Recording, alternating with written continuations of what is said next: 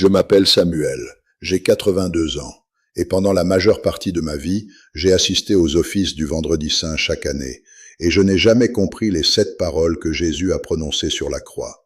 Personne ne me les a jamais expliquées, pas vraiment. Les pasteurs les mentionnaient, passaient vite dessus, comme s'ils avaient peur de ce que ces mots voulaient vraiment dire. Et ce n'est qu'il y a 3 hivers, quand j'ai cru mourir, allongé dans un lit d'hôpital avec des tubes qui me sortaient du corps, que la vérité de ces 7 phrases m'a frappé comme un éclair. Ce que Jésus a dit dans ces dernières heures est le message le plus caché, le plus puissant, le plus bouleversant de toute la Bible. Et l'Église institutionnelle l'a édulcoré pendant 2000 ans. Laissez-moi vous raconter ce que j'ai enfin compris. Parce qu'une fois que vous l'aurez entendu comme moi je l'ai entendu, étendu là-bas, pensant que j'allais rencontrer mon Créateur, vous ne regarderez plus jamais la croix de la même façon. Voyez-vous, j'ai grandi catholique, puis je suis passé chez les baptistes, puis j'ai dérivé. J'ai tout essayé. Et dans chaque église où je suis allé, ces 7 dernières paroles étaient traitées comme un poème. Joli, sentimental, quelque chose à lire une fois par an et à oublier. Mais Jésus n'a pas gaspillé son dernier souffle pour faire de la poésie. Il était en train de mourir. Ses poumons s'écrasaient. Chaque mot lui coûtait une douleur que vous et moi ne pouvons même pas imaginer. Donc quand il a choisi de parler, chaque syllabe était un message destiné spécifiquement à nous. Et je veux que vous écoutiez, parce que la première parole à elle seule m'a brisé quand je l'ai enfin comprise. La première chose que Jésus a dite sur cette croix, c'était « Père, pardonne-leur, car ils ne savent pas ce qu'ils font. » Et honnêtement, quand je me suis vraiment assis avec ces mots, j'ai pleuré. Parce que réfléchissez, il avait été trahi par l'un de ses propres disciples. Il avait été faussement accusé de blasphème par les chefs religieux. Il avait été battu par les soldats romains, couronné d'épines, habillé en pourpre par moquerie, forcé de porter sa propre croix jusqu'à la colline. Il avait été cloué, mains et pieds, entre 2 voleurs. Il avait tous les droits de maudire ces hommes. Il avait tous les droits d'appeler des légions d'anges. Mais il ne l'a pas fait. Il a demandé au Père de leur pardonner. Et voilà ce que je ne comprenais pas à l'époque, mais que je comprends maintenant. Il ne demandait pas seulement pardon pour les soldats, il demandait pardon pour moi. Pour chaque fois où j'ai gardé une rancune, pour chaque fois où j'ai refusé de lâcher prise, pour chaque fois où j'ai dit que j'étais chrétien tout en portant l'amertume dans mon cœur comme une pierre dans ma poche. La deuxième parole est venue quand l'un des voleurs crucifiés à côté de lui a reconnu qui il était. Cet homme, dans ses derniers instants, dans son agonie à lui, a dit « Jésus, souviens-toi de moi quand tu viendras dans ton royaume. » Et Jésus, avec le peu de souffle qu'il lui restait, a répondu « Je te le dis en vérité, aujourd'hui tu seras avec moi dans le paradis. » Aujourd'hui. Pas après des années de pénitence, pas après que le voleur ait gagné quoi que ce soit, aujourd'hui. Laissez-moi vous expliquer pourquoi c'est si important. L'Église institutionnelle a passé des siècles à dire aux gens qu'ils devaient grimper une échelle pour aller au ciel. Sacrements, donations, adhésions, rituels approuvés. Mais Jésus, dans son heure de mort, a sauvé un criminel qui n'avait rien à offrir. Rien d'autre que la foi. Et ce voleur est allé au paradis ce jour-là. Vous comprenez ce que ça veut dire? Ça veut dire que le salut n'est pas une transaction avec des hommes en robe. C'est un cadeau d'un sauveur mourant à quiconque voudra le recevoir. La troisième parole, il l'a dite à sa propre mère. Marie se tenait au pied de la croix, et à côté d'elle se trouvait Jean, le plus jeune des disciples, le seul qui n'avait pas fui. Et Jésus a regardé sa mère et a dit « Femme, voici ton fils. » Et à Jean, il a dit « Voici ta mère. » Et dès cette heure, Jean a pris Marie chez lui. Moi aussi j'ai été un fils. J'ai eu une mère qui m'aimait, et quand j'ai relu cette parole en tant que vieillard, je me suis rendu compte de quelque chose que j'avais raté toute ma vie. Même dans son agonie, Jésus pensait au bien-être de sa mère. Il s'assurait qu'elle serait prise en charge. Il honorait le commandement qu'il avait lui-même donné. « Honore ton père et ta mère ». Il m'a montré que la vraie foi n'abandonne pas la famille. La vraie foi prend soin des personnes que Dieu a placées dans votre vie. Et laissez-moi vous dire, j'avais été un mauvais fils pour ma propre mère dans ma jeunesse, et cette parole m'a transpercé jusqu'au plus profond. La quatrième parole, c'est celle dont personne ne veut parler, celle qui me faisait peur quand j'étais plus jeune. Jésus a crié « Mon Dieu, pourquoi m'as-tu abandonné ?» Et pendant des années, je me suis demandé « Comment est-ce possible? Comment le Fils de Dieu peut-il se sentir abandonné par le Père? Est-ce que Dieu a tourné le dos à Jésus ?» Voyez-vous, j'ai posé cette question à des pasteurs pendant des décennies, et ils me donnaient toujours la même réponse vague. C'est un mystère, Samuel. Ne te tracasse pas avec ça. Mais ce n'est pas un mystère. C'est le cœur même de l'Évangile. Jésus n'a pas été abandonné parce que Dieu était cruel. Jésus portait le poids total de chaque péché jamais commis. Le mien, le vôtre.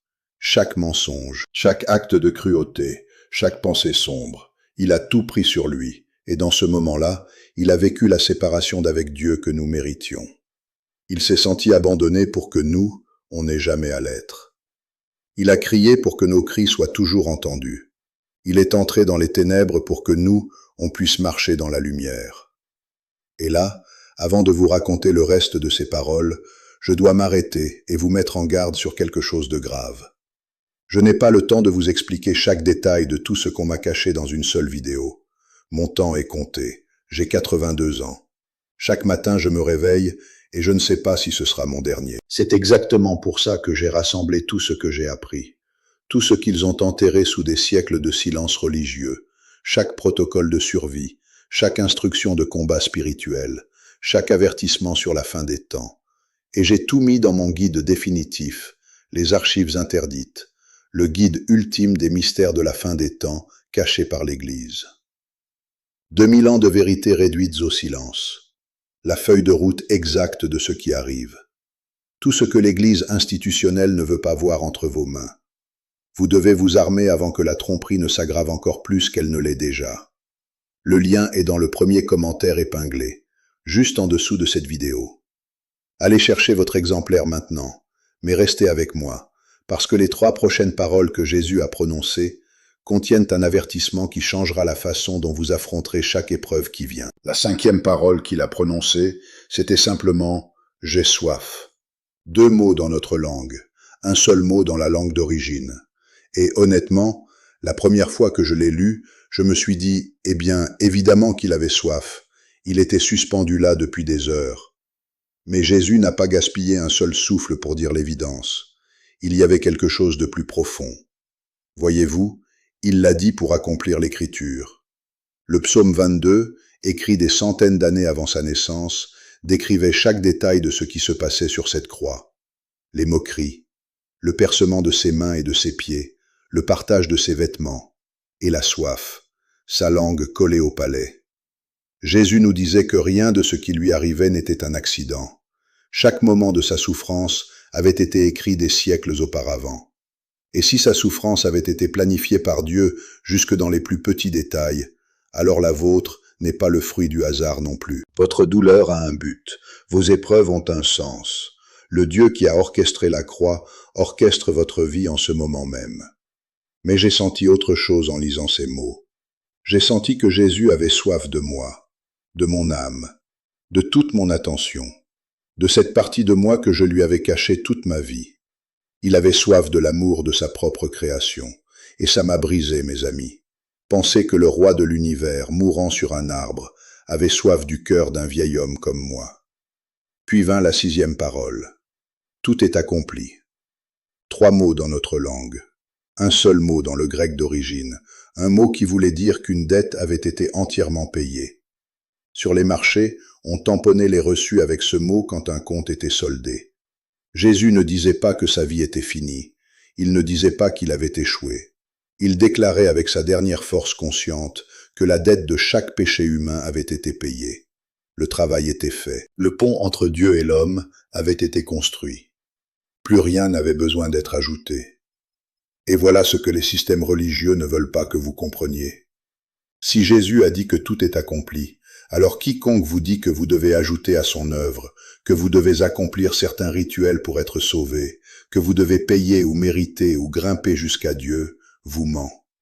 Parce que le travail est fait, il l'a fait, tout, et la seule chose qu'il nous reste à faire, c'est de le recevoir.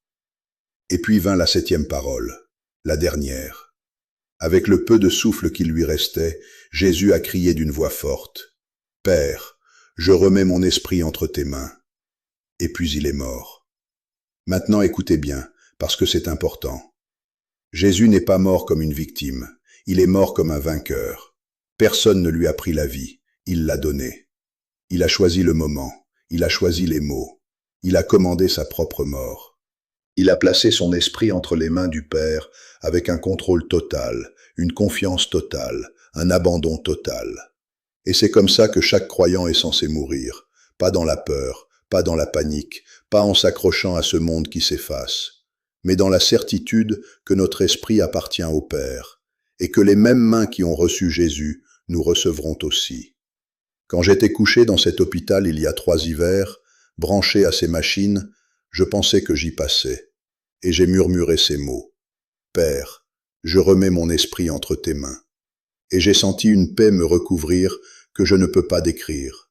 J'ai su, pour la première fois en 79 ans de vie religieuse, ce que ça voulait vraiment dire de faire confiance.